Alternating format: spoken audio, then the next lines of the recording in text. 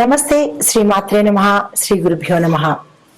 2025 ఆంగ్ల నూతన సంవత్సర శుభాకాంక్షలు మన ప్రేక్షకులకు. నమస్తే.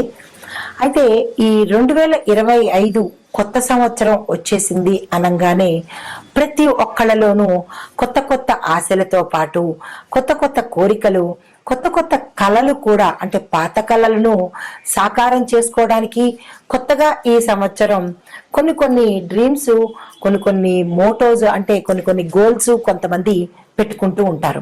అయితే వాటికి మన గ్రహాలు, మన జాతకంలో ఉండే ఫలితాలు కూడా అనుగ్రహిస్తే కనుక విశేషమైన ఫలితం చెప్పచ్చు. కానీ ఓవరాల్ గా చూసినట్టయితే కనుక గత సంవత్సరం కన్నా ఈ సంవత్సరంలో ప్రతి ఒక్క గ్రహము, అంటే మనకి నవగ్రహాలు కూడా వాళ్ళ యథాశక్తి వాళ్ళు ఏమేమి చెయ్యగలరు, ఎవరెవరికి ఎలాంటి కోరికలు తీర్చగలరు అనే అంశంతో ఈ గ్రహాలన్నీ కూడా మేషం నుంచి ద్వాదశ రాశుల వరకు ఏదో ఒకటి మంచి మంచి శుభవార్తలు తీసుకురావడము, వాళ్ళ యొక్క బాధల్ని పోగొట్టడము, వాళ్ళకి సంతోషాన్ని ఇవ్వడము, కొంతమందికి సొంత ఇల్లు కలలు నెరవేర్చడానికి శని భగవానుడు తీవ్రమైన సంకల్పంతో వచ్చేసి 12 రాశుల వారికి ఆ సొంత ఇల్లుతో పాటు ఆ వాహనాలు, వస్త్రాలు, ఇంకా ఒకటేంటి లాటరీలు, ధనప్రాప్తులు, ఇలాంటివన్నీ శని భగవానుడు మిగతా అన్ని రాశుల వాళ్ళకి సమకూర్చాడు. అయితే దానిలో మేమేమీ తక్కువ కాదు, మేం కూడా మిగతా రాశుల వాళ్ళకి, మేం కూడా అన్ని రాశుల వాళ్ళకి, ప్రజలందరికీ కూడా మంచి చేద్దామని వచ్చేస్తున్నారు రాహు కేతు అన్నమాట. అయితే ఈ 2025లో రాహు కేతువులు ఒక ప్రతిజ్ఞ చేశాయి. ఏంటి తెలుసా? మేము ఈ కోటీశ్వరులని చెయ్యకుండా అసలు వదిలిపెట్టేదే లేదు 2025లో అని ప్రతిజ్ఞ తీసుకొని ఈ 12 రాశులకు కోటీశ్వరులను చేద్దాము అన్న సంకల్పంతో వచ్చారనమాట. అయితే వేద జ్యోతిష్య ప్రకారము రాహు కేతులకు ఒక ప్రత్యేకమైన స్థానం ఉంది. వాళ్ళని ఏమంటామంటే ఛాయాగ్రహాలని, పీడగ్రహాలని, కీడు గ్రహాలని మనకి ఒక నానుడి ఉందనమాట. కానీ అవి కూడా చాలా మంచి చేస్తాయన్నమాట. ఆ గ్రహ అధిదేవతలు కూడా ప్రజలకు మంచి చేస్తాయి.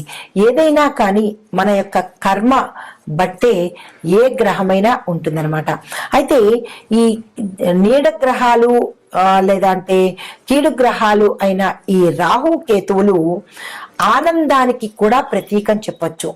మనం అనుకుంటాం రాహు కేతువులను తిట్టుకుంటారు, కానీ కేతువు ఆధ్యాత్మికతను ప్రసాదిస్తాడు, రాహువు సంపదను కూడా ప్రసాదిస్తాడు అనమాట. ఆనందంతో పాటు సంపదను కూడా ఇస్తారు. ఈ వీళ్ళిద్దరూ కలయిక అపూర్వం, అమోఘం అనమాట.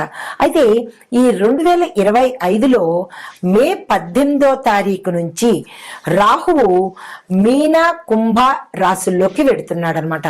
అయితే ఈ రాహువు మీన, కుంభాల్లోకి వెడుతుంటే కేతువు సింహరాశిలోకి ప్రవేశించాడు.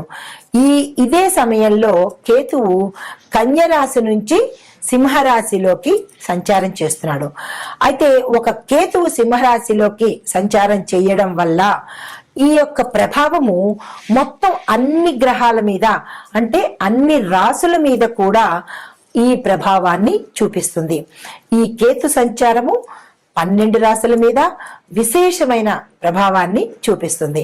అయితే కేతు సంచారం వల్ల కొన్ని రాశులకు ఆర్థిక ప్రయోజనాలతో పాటు ఆకస్మిక ధనప్రాప్తితో పాటు వస్తు వాహనాలు, తర్వాత బంగారాలు, సొంత ఇల్లు, ఇలా ఒకటేమిటి ప్రజలు ఇన్నాళ్ళు పడ్డ కష్టాలన్నీ తీరిపోయి ఆనందంతో ఉండే అవకాశాన్ని మనకి రాహు కేతువులు ఈ సంవత్సరంలో ఇవ్వబోతున్నారన్నమాట.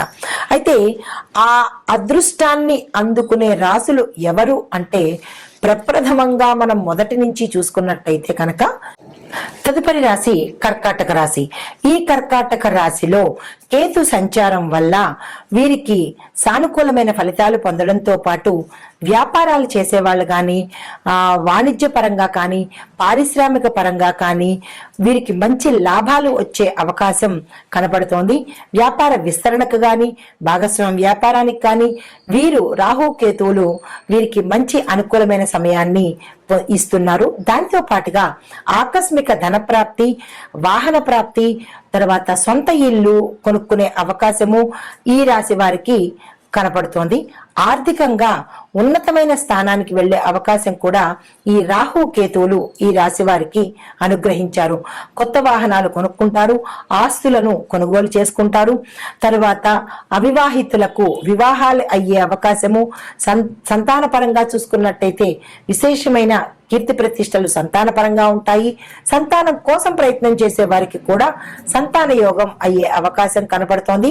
తర్వాత శుభకార్యాల్లో పాల్గొంటారు, మీ ఇంట శుభకార్యాలు జరిపించుకుంటారు. దానితో పాటుగా బంధుమిత్రుల కలయికతో, కొత్త బంధువుల రాకతో చాలా హాయిగా సంతోషంగా ఉంటుంది. ఈ కేతువు ఈ రాశి వారికి ఇచ్చిన వరాల జల్లు ఇది. ఆనందాలకి ప్రతీక ఈ రాశి వారికి. గతంలో పడ్డ కష్టాలన్నీ కూడా తీరిపోయి చాలా సుఖ సంతోషాలతో ఈ కేతు యొక్క అనుగ్రహంతో వీరు ఉండబోతున్నారు. కాబట్టి వారు వరాల జల్లు కురిపించినప్పుడు దానికి ప్రత్యేకంగా మనం కూడా వారి యొక్క ప్రీతి కోసం మంచి పనులు చేయాలి కదా.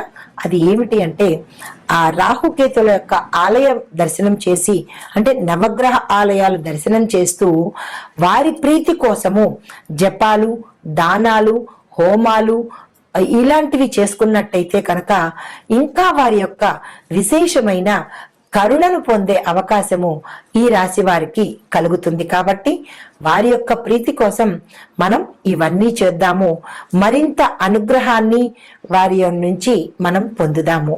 ఇది ఈ రాశి వారికి చెప్పదగిన విశేషమైన, ఆనందమైన, సంతోషకరమైన ఫలితాలు అని ఆశలు కూడా మనకి ఉంటుంటాయి. అందులో పెద్దగా కళలు ఏంటంటే సొంత ఇంటి కళలు.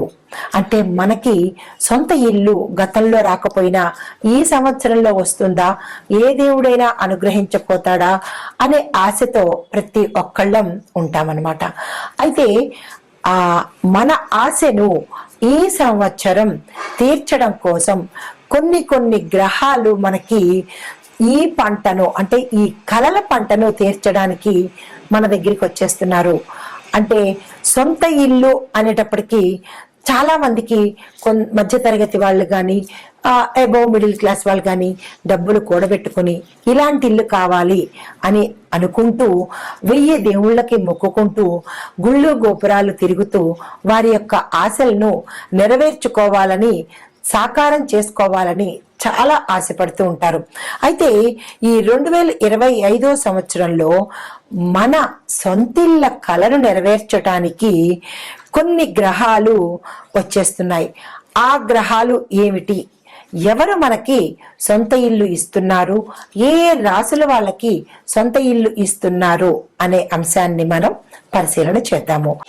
కర్కాటక రాశి వారికి జనవరి నుంచి ఫిబ్రవరి, మార్చి, ఏప్రిల్ ఈ 4 నెలల్లోనూ మీకు అయ్యే అవకాశం కనపడుతోంది. అంటే ఈ 4 నెలల్లో కర్కాటక రాశి వారికి కూడా సొంత ఇల్లు కళ నెరవేరబోతోంది. దానికి తగ్గ ప్రణాళికలు కానీ, యోచన కానీ, దాని తగ్గ ఏమైనా నిర్ణయాలు తీసుకోవాలంటే కనుక కర్కాటక రాశి వారు తప్పనిసరిగా ఈ సంవత్సరంలో మీ యొక్క కళను నెరవేర్చుకోండి.